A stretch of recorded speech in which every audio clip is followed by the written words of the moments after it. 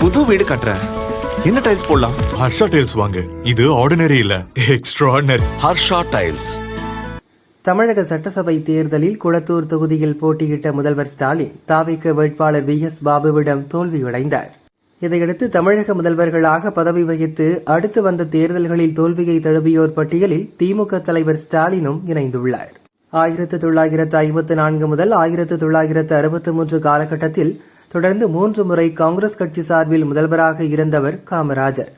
இவர் 1967 தேர்தலில் விருதுநகர் தொகுதியில் திமுகவின் சீனிவாசனிடம் 1285 ஓட்டுகள் வித்தியாசத்தில் தோல்வியடைந்தார். 1963 முதல் 1967 காங்கிரஸ் சார்பில் முதல்வராக இருந்த பக்தவச்சலம் 1967 ஸ்ரீபெரும்புதூர் தொகுதியில் திமுகவின் ராஜரத்தினத்திடம் 8926 ஓட்டு வித்தியாசத்தில் தோல்வியடைந்தார்.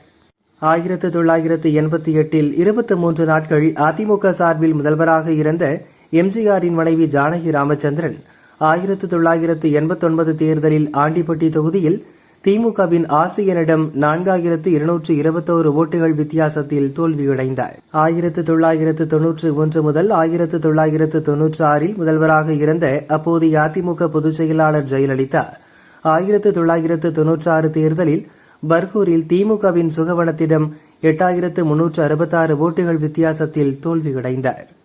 அதிமுக சார்பில் 3 முறை முதல்வர் பதவி வகித்த ஓ பன்னீர்செல்வம் கடந்த 2024 லோக்சபா தேர்தலில் சுயேட்சையாக போட்டியிட்டு தோல்வியடைந்தார்.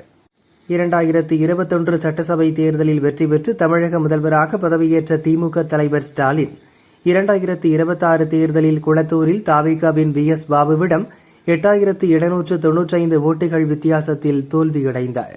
ஸ்டாலினின் இந்த தோல்வி திமுகவுக்கு மிக பெரும் சறுக்கலாக பார்க்கப்படுகிறது.